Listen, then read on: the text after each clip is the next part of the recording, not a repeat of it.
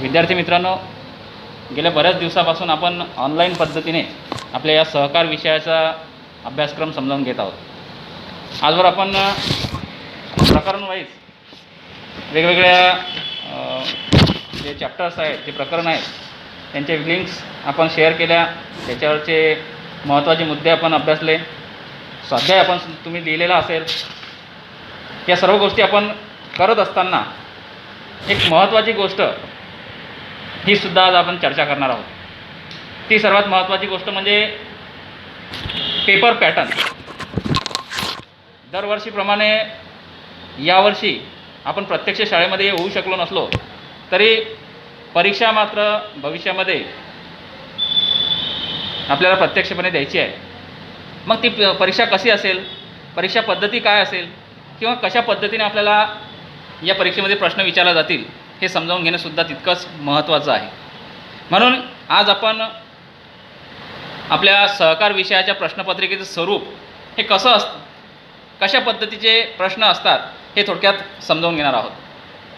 विद्यार्थी मित्रांनो, आपला जो अभ्यासक्रम आहे त्या संपूर्ण अभ्यासक्रमावर आपल्याला 80 मार्कांचा प्रश्न, 80 मार्कांची प्रश्नपत्रिका ही बोर्डाच्या माध्यमातून येत असते.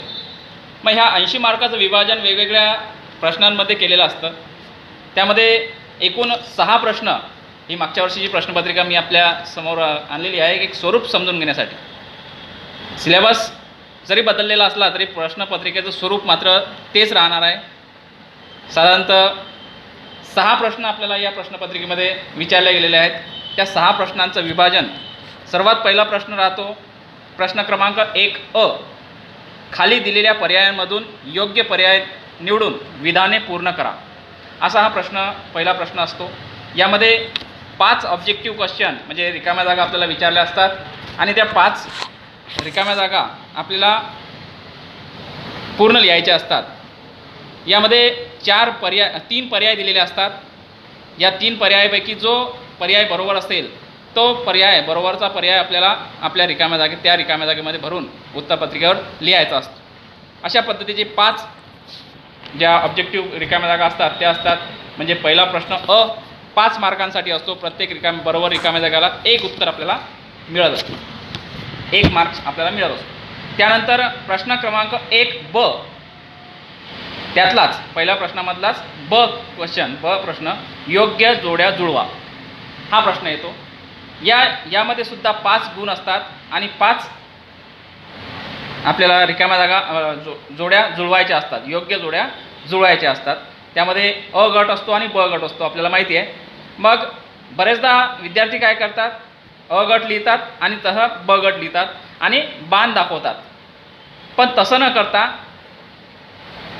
योग्य पद्धतीने काय करायचं आहे, म्हणजे समोरच्या तपासणाऱ्याला सोपं पडलं पाहिजे, यासाठी अ गटामधलं उत्तर त्याच्याच समोर आपल्याला लिहायचं आहे, जे बरोबर असेल ते. दुसरा प्रश्न, पहिल्या प्रश्नामधलं ब म्हणजे जोड्या जुळवा. त्याचबरोबर प्रश्न क्रमांक 1 क हा येतो.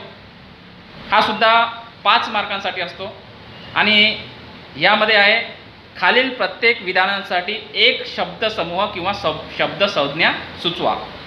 म्हणजे यामध्ये एक प्रश्न आपल्याला विचारला असतो. उदाहरणार्थ इथं पहिला प्रश्न आहे, नोंदणी अर्जाची नोंद या नोंदवहीत केली जाते. याचं उत्तर आहे नमुना ब नोंदवहीमध्ये केली जाते. म्हणजे शब्दसमूह सुचवायचा आहे. यासाठी सुद्धा 5 गुण आपल्याला आहे. म्हणजे प्रत्येक बरोबर उत्तराला 1 गुण. अशा पद्धतीचा हा पहिला प्रश्न राहील. त्यानंतर प्रश्न क्रमांक 2 येतो. प्रश्न क्रमांक 2 आहे खालील संज्ञांमधील फरक स्पष्ट करा. यामध्ये 3 आपल्याला 3 पर्याय निवडायचे असतात. 5 प्रश्न आपल्याला विचारले असतात. 5 पैकी 3 आपल्याला लिहायचे असतात.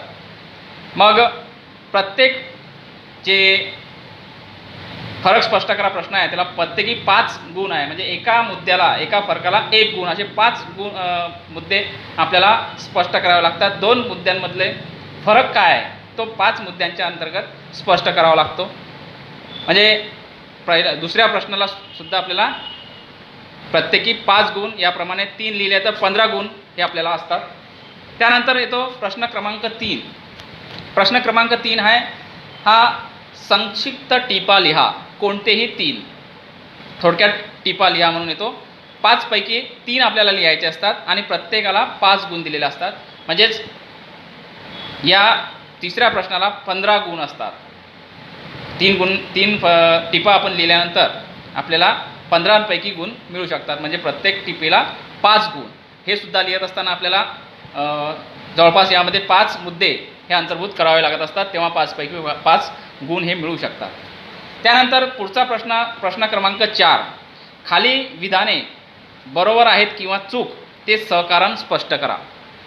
हा सुद्धा प्रत्येकी 5 गुणांसाठी 3 आपल्याला लिहायचे आहे, चूक किंवा बरोबर. पण हे लिहित असताना चूक का आहे किंवा बरोबर का आहे याचं कारणसुद्धा लिहावं लागत असतं. म्हणजे केवळ आपण चूक किंवा बरोबर असं लिहिलं की सदर विधान हे चूक आहे तर केवळ 1 मार्क मिळतो. पण त्याचं कारण लिहिलं तर त्या 4 मार्कांच्या माध्यमातून आपले गुण वाढू शकतात. म्हणजेच विधाने बरोबर किंवा चूक सहकारण स्पष्ट करा. ह्या प्रश्नाला सुद्धा 15 गुण, आपल्याला 3 लिहायचे आहे, प्रत्येकाला 5 गुण असे असतात. त्यानंतर येतो प्रश्न क्रमांक 5. प्रश्न क्रमांक 5. खालील प्रश्नांची उत्तरे लिहा, कोणतेही 2. यामध्ये 4 पर्याय आपल्याला दिले असतात आणि 4 पैकी कोणतेही 2 आपल्याला लिहायचे असतात. या प्रश्नाला आपल्याला 10 गुण आहे, म्हणजे प्रत्येकाला 5 गुण. एक लिहिला तर 5 गुण आणि दुसरा लिहिला तर त्याला 5 गुण, असे या 5व्या प्रश्नाला 10 पैकी गुण आपण मिळवू शकतो. मग यामध्ये सुद्धा सविस्तर उत्तर आपल्याला लिहायचं आहे, कारण की 5 गुणांसाठी आपण जेव्हा उत्तर लिहितो आहे तेव्हा ते मुद्देसूद असलं पाहिजे, त्याची प्रस्तावना झालेली असली पाहिजे किंवा त्यांचा शेवटी समारोप झालेला असला पाहिजे. जवळपास याच्यामध्ये सुद्धा 6 ते 7 मुद्दे आपले हे आपण लिहिले पाहिजे आणि त्याचं स्पष्टीकरणसुद्धा अतिशय चांगल्या पद्धतीने जर केलं असेल तर आपल्याला 5 पैकी 5 गुण मिळू शकतात. तर हा झाला प्रश्न क्रमांक 5. यानंतर प्रश्न क्रमांक 6 शेवटचा प्रश्न आहे, दीर्घोत्तरी प्रश्न आहे, मोठा प्रश्न आहे. यामध्ये 2 दीर्घोत्तरी प्रश्न आपल्याला विचारले असतात आणि यापैकी 1 आपल्याला लिहायचा असतो. त्याला 10 गुण आहे, म्हणजे मोठा प्रश्न आहे. या दोन्हीपैकी जो सोपा वाटेल, जो आपल्याला चांगला येत असेल, आपण ज्याची मांडणी चांगली करू शकत असू, तो आपल्याला लिहावा लागतो. आणि हा लिहित असताना काळजी ही घ्यायची आहे की दीर्घोत्तरी आहे, मार्क्स जास्त आहेत, आपल्याला याचं स्पष्टीकरण हे सविस्तर करायचं आहे, याची मुद्द्यांची मांडणी ही व्यवस्थित करायची आहे. या मुद्द्यांची संख्या ही जास्तीत जास्त म्हणजे 10च्या आसपास मुद्दे आपण यामध्ये कव्हर केले पाहिजे, तरच आपल्याला या 10 पैकी जास्तीत जास्त गुण हे मिळू शकतात. अशा पद्धतीने एकूण 80 मार्कांचा पेपर आपल्याला 3 तासात सोडवायचा असतो. हे सोडत असताना आपण जर दीर्घोत्तरी प्रश्न हे अतिशय समर्पकपणे त्याचं स्पष्टीकरण केलं तर निश्चितच त्याचा फायदा आपल्या गुणांच्या संख्येमध्ये वाढ करण्यामध्ये होईल. ऑब्जेक्टिव्ह क्वेश्चन्स किंवा जे वस्तुनिष्ठ प्रश्न असतात, समजा रिकाम्या जागा, जोड्या, चूक, त्यानंतर संज्ञा स्पष्ट करा, हे अचूक जर आपण लिहिले तर पैकीचे पैकी मार्क्स त्या ऑब्जेक्टिव्ह क्वेश्चनमध्ये बहुपर्याय प्रश्नामध्ये आपल्याला मिळतात. तर 3 घंट्यांमध्ये आपल्याला हा 80 मार्काचा पेपर हा कव्हर करणं आवश्यक आहे. आणि जास्त पूर्ण आपला सिलेबस झालेला असल्यामुळे, अभ्यास झालेला असल्यामुळे 80 मार्कांचा जो पेपर आहे तो आपण वेळ राखून अतिशय चांगल्या पद्धतीने लिहू शकतो. राहिलेले 20 मार्क्स जे आहे ते एकंदरीत आपल्या अंतर्गत सगळ्या मूल्यमापनावर आधारित असतात, जे महाविद्यालयामधून आपल्याला मिळत असतात, की आपले एकंदरीत तोंडी परीक्षा म्हणा किंवा काही पेपर्स आपल्या इथे घेतले जातात, त्या माध्यमातून आपल्या ओव्हरऑल सगळा वार्षिक काय परफॉर्मन्स आहे त्यावर आधारित हे 20 मार्क्स आपल्याला हे आपले जे वेगवेगळे प्राध्यापक शिक्षक असतात ते देत असतात. त्यामुळे पूर्ण जो सिलेबस आहे तो या प्रश्नपत्रिकेमध्ये कव्हर झालेला असतो. म्हणून सगळा आपल्याला अभ्यास हा अप टू डेट ठेवणं आवश्यक आहे.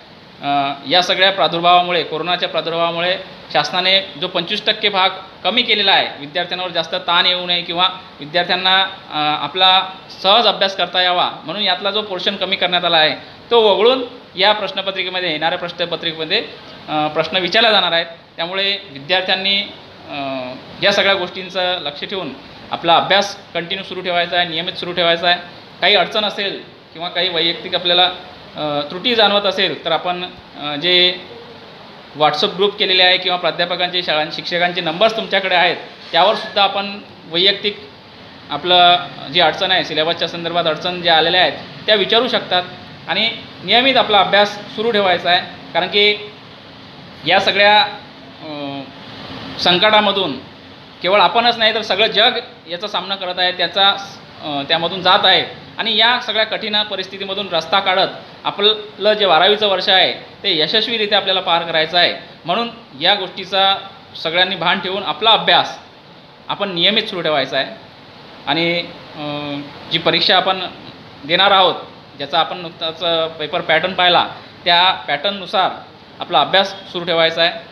यासाठी सर्वांना पुन्हा एकदा शुभेच्छा देतो. पुढचा सिलेबस आपण नियमित आपल्या ऑनलाईन पद्धतीने आपण कव्हर करणार आहोत, पण त्यासाठी पेपरमध्ये आपल्याला कोणते प्रश्न येतील, कशा पद्धतीने आपले प्रश्न लिहायचे आहे याच्यासाठी सराव करणं आपल्याला तितकाच आवश्यक आहे. त्यामुळे सर्वांना पुन्हा एकदा शुभेच्छा देतो आणि घरी आपण सुरक्षित राहाल ही आशा बाळगतो. पुढे आपण नंतर या सगळ्या गोष्टींचा अभ्यास सिलेबसचा अभ्यास करू. तोपर्यंत थँक्यू.